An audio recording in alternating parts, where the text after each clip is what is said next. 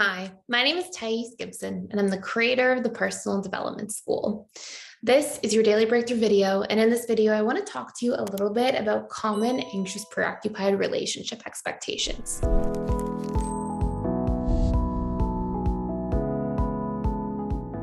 When we discuss the difference between an expectation and a need, one of the key and most crucial themes is that an expectation is something we are not communicating. And an expectation also may not be something that is actually relevant for the overall health and well-being of a relationship for a partner to meet. Instead, there could be a negotiation around the expectation for it to become something that makes sense for both parties. So let me give you an example. One of the first common relationship expectations of anxious preoccupied attachment style individuals is my partner should always be there to soothe me when I need them. And, even when communicated, so the first step is always to communicate that. So it becomes a need that you're sharing or that you have, rather than just something you're expecting. And then when it doesn't happen, you feel frustrated, or you feel betrayed, or you feel sad or anxious or rejected, right? So first we have to communicate it, and that grounds the expectation into a need. So at least that's something that's more productive. And the second step is, in that case specifically, that's not necessarily a realistic need. That's, somebody's not always going to be there. Sometimes they'll be unavailable. They can do their best. They can be there, a good portion of the time, but you have to also be there to soothe your own emotions as well, or soothe yourself when you're feeling emotionally dysregulated. So in this case, that could be something negotiated, where you say, hey, I really want to be able to rely on you when I'm in emotional distress. And the negotiation and communication could look like a partner coming to you and saying, I hear that, and I want to be there for you as much as I can. But there are going to be times where I'm in the middle of work and my phone's not on me, or there's going to be times where I'm going through something myself and I can't always be there for you 110%. So I'm going to do my absolute best. I'm definitely going to try to be somebody that you can rely on, but you need to meet your own need halfway in that case as well, right? So we're really looking for communication and then negotiation. And this is how we ground expectations from something that are these lofty ideals, where we expect people to mind read these things and then, of course, feel rejected or really hurt when they don't show up to meet these things that are important to us. But not only should we communicate about them, we should also negotiate about them to find something that's a healthy commitment from both ends of that relationship. So some of these very common subconscious expectations APs carry that would do so well to be communicated and negotiated about, it would solve so many problems in romantic partnerships. So number one, my partner should always be there to soothe my emotions. And you hear in the absence of that there's not, hey, I can be there to soothe myself too, right? So that would be a healthier need to have in a relationship. Number two, my partner should always give me certainty, okay?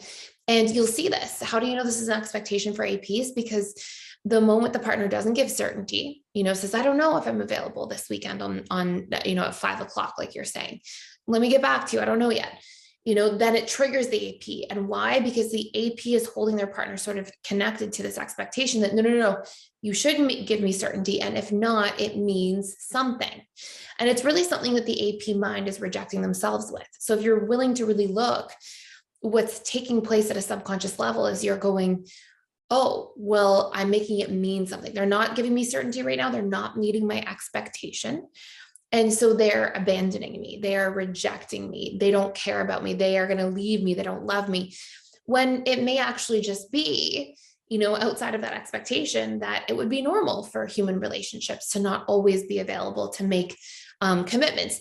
And of course, there should be baseline standards in relationships where we say, I would have a standard to see my partner, for example, at least twice a week if I was just dating them and not living with them. There are baseline standards for a healthy relationship, but you'll see the difference in the expectations being that when something's not met, it triggers us, right? So we can do really well to question some of these expectations, and it can be a form of self-soothing for anxious preoccupied. My partner should know how I feel or read my mind. This is one of my favorite ones because I saw this so much in my client-based practice, just how often people would be like, well, they should know when I'm upset. They can tell I'm upset. That is one of the most destructive practices to partake in a relationship. When something's wrong, people have such different programming, and everybody, like, look around, right? Like, so many people have so much going on in their world right now. I mean, it's been, there's been so much chaos for so many different individuals for a multitude of reasons. It would be very normal that people get caught up in their own daily stuff, right? And sometimes, partners have their kids to think about, or their parents to think about, or their, friends to think about who might be going through a hard time, or there's pressure at their career, or they're not feeling the best in the relationship to themselves. So there's so many things to keep up with. And if we keep putting this like idea on somebody that, no, you should read my mind, you should know what I'm upset about, then we're really doing a disservice to how we should be investing in a relationship if we want it to be something that's healthy and secure. So, what do? We communicate, we negotiate, right? So in this case, it would be, hey, I have something going on for me. I want you to know. So I'm communicating. And this is what would make me feel better. Are you able to do that? Are you available to participate with me in that? And that takes this like expectation where we become, because think of what you do when you're holding that expectation. You should know why I'm upset. What do? We punish somebody, we withdraw, we test, we, feel anxious and panicked, especially as an anxious preoccupied specifically. And then, they're all things that are detrimental to relationships long-term. So again, what do? From an expectation, we communicate, we negotiate, then we translate these things into healthier forms that are usable for the overall health and well-being of the relationship. The next one is, my partner is responsible for meeting all of my needs and vice versa, and I'm supposed to meet all of theirs. And unfortunately, this is codependency. So I've got a lot of other videos on here related to codependency, and I can do some more because I haven't done any in a while, but interdependency is, I have the full capability of meeting my needs.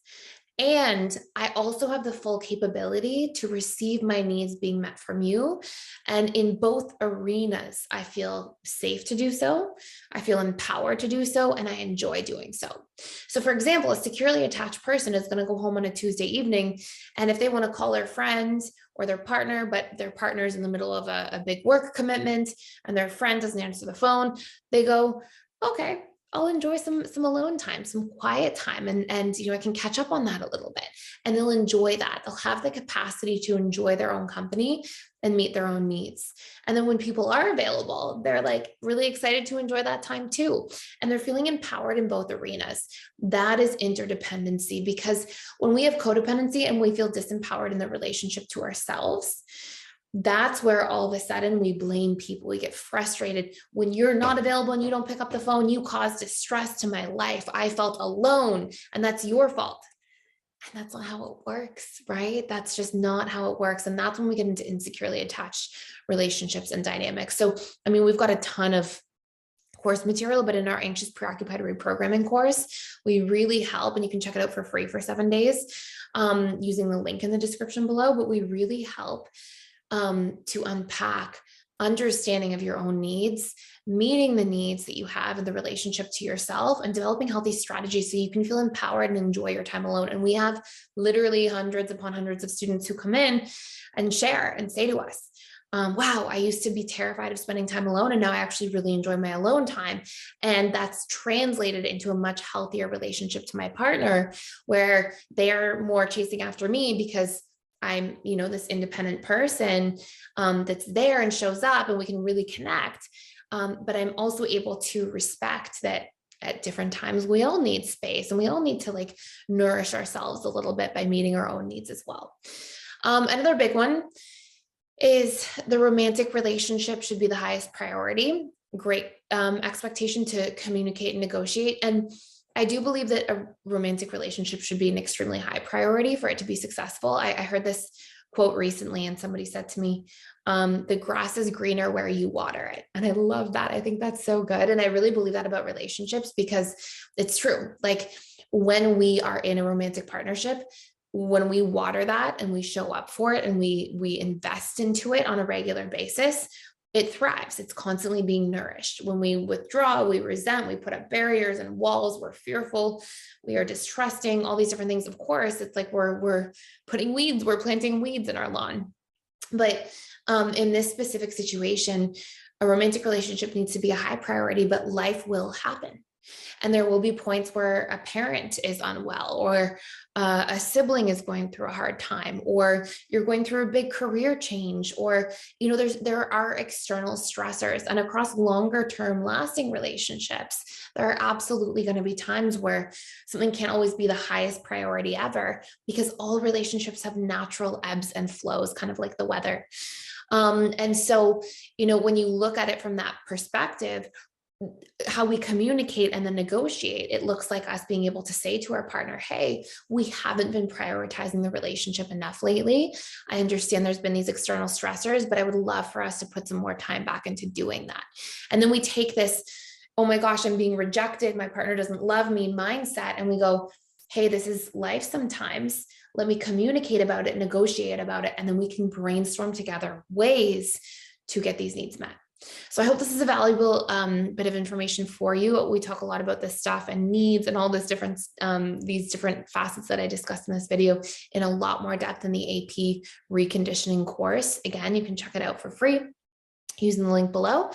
And we also have courses that are all about your needs if you're not sure what they are, and just it's included in the AP course in quite a lot of detail. But if you're just struggling with your needs outside of that, then it's a different attachment style, then that's an excellent course to check in with. So I hope this makes sense. Thank you so much for watching. I would really appreciate if you would subscribe to the channel if you haven't already, and you find yourself hanging around here. It would mean a lot. And thank you. Thank you for your comments, questions, everything, and I will see you in the next video.